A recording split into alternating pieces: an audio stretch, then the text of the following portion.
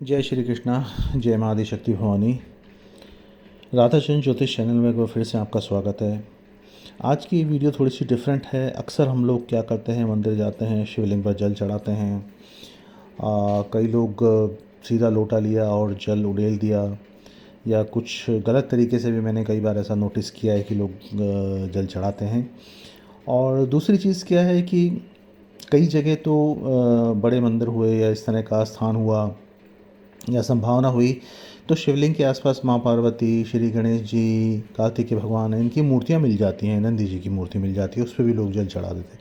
लेकिन कई जगह जहाँ इस तरह की मूर्तियाँ नहीं होती, तो ऐसे शिवलिंग पे भी आप किस तरह से जल चढ़ाएं ताकि गणेश जी को भी मिल जाए, कार्तिक जी को भी मिल जाए, और जो सबसे ज़्यादा मिस होते हैं माँ अशोक सुंदरी, उनको भी जल प्राप्त हो, माँ पार्वती को जल प्राप्त हो।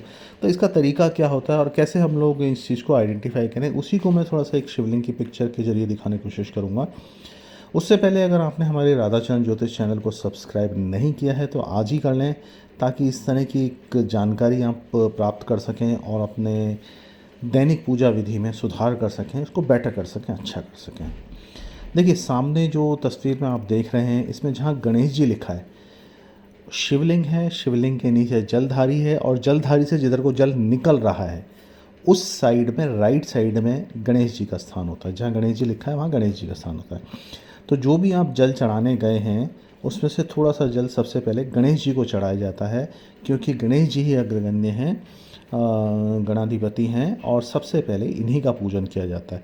तो थोड़ा सा जल लिया, अगर वहाँ मूर्तियाँ हैं तो आप उन पे चढ़ा दीजिए, जैसे अक्सर शिवलिंग के आसपास बड़े मंदिरों में मैंने बोला कि होती हैं, तो वहाँ चढ़ाइए। सबसे पहले गणेश जी को जल चढ़ाइए। गणेश जी की मूर्ति नहीं है उस स्थिति में बता रहा हूँ कि आपको शिवलिंग पर ही कैसे करना है। तो जहाँ गणेश जी लिखा है उस साइड में थोड़ा सा जल छोड़िए और बोलिए ओम श्री गणेशाय नमः। थोड़ा सा जल उधर छोड़ दिया। उसके बाद कार्तिकेय जी का नंबर है, दूसरी साइड को ओम श्री कार्तिकेय नमः ऐसा करके आप जल छोड़ दीजिए। उसके बाद एक तरफ गणेश जी हैं, एक तरफ कार्तिकेय भगवान है, बीच में जलधारी जहाँ है वहाँ पर माँ अशोक सुंदरी, जो कि भगवान शिव और माँ पार्वती की बेटी मानी जाती हैं। तो दो बच्चे तो ये हो गए आपके, गणेश जी, कार्तिकेय जी, और तीसरा है माँ अशोक सुंदरी कहा जाता है इनको। अक्सर अगर कभी बहुत ज़्यादा पिक्चरों में इनको नहीं दिखाया जाता या बहुत ज़्यादा फ़ोटोज़ में मैंने इनको नहीं देखा, पर फिर भी कुछ कुछ मिलती हैं। तो इनका स्थान क्या है, ये बिल्कुल बीच में, वहाँ पर भी आपको थोड़ा सा जल छोड़ना है। माँ अशोक सुंदरी नमः या जय माता दी बोल के छोड़ दीजिए, कोई दिक्कत नहीं है, या उनको सिंपल भी अर्पित कर सकते हैं उनको याद करते हुए। उसके बाद थोड़ा सा जल लीजिए और चारों तरफ शिवलिंग के घुमा के छोड़ दीजिए। थोड़ा सा किसी भी स्थान पे छोड़ सकते हैं, शिवलिंग के चारों तरफ थोड़ा सा जल घुमा के डाल दीजिए। ये है माँ पार्वती के लिए। जय माँ पार्वती ऐसा करके बोल दीजिए, जय माता दी करके छोड़ दीजिए। और उसके बाद ये सब करने के बाद फिर आपको शिवलिंग पर जल चढ़ाना है। शिवलिंग पर जल चढ़ाते हुए लोटा जो है बहुत ज़्यादा ऊपर मत रखिए, ताकि आप जब जल डालें तो उसके छींटे आसपास पड़े नहीं, ऐसा नहीं होना चाहिए। शिवलिंग पर पड़े जल के छींटे दाएं बाएं नहीं आने चाहिए। थोड़ा सा नीचे करके, मतलब शिवलिंग के पास में करके लोटा डालिए जल, ताकि छींटे ना पड़े, और धीरे धीरे करके धार बना के डालिए, बहुत एकदम से मत उड़ेलिए। और जब आप शिवलिंग पर जल चढ़ा रहे हैं तो मन ही मन जाप करते रहिए, ओम नमः शिवाय, ओम नमः शिवाय, ओम नमः शिवाय। मतलब धीरे धीरे करके जल की धार बना के छोड़िए। धार टूट जाए ऐसा कोई वो दोष वाली बात नहीं है, लेकिन कोशिश कीजिए आप धीरे धीरे के जल चढ़ाएं, और आपका पूरा ध्यान जो है वो शिवलिंग पर ही होना चाहिए।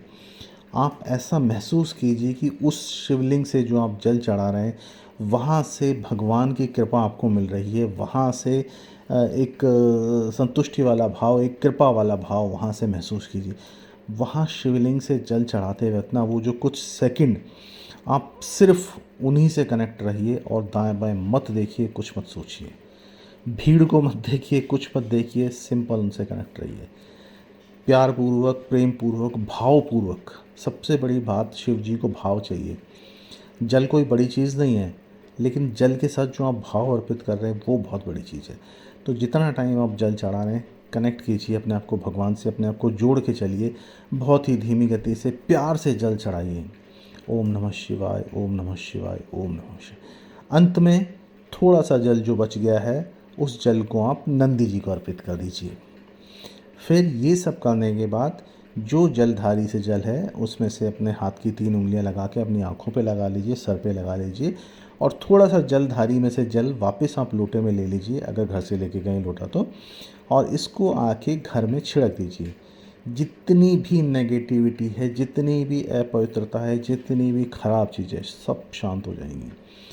यही चीज़ यदि आप रेगुलर बेसिस पे करते हैं तो आपको ज़िंदगी में कभी कोई उपाय करने की ज़रूरत नहीं पड़ेगी। भगवान भोलेनाथ महादेव हैं, देवों के देव हैं। सब चीज़ें भगवान भोलेनाथ के अंडर में ही आती हैं, उन्हीं के नीचे आती है। कोई शक्ति भगवान भोलेनाथ से ऊपर नहीं है।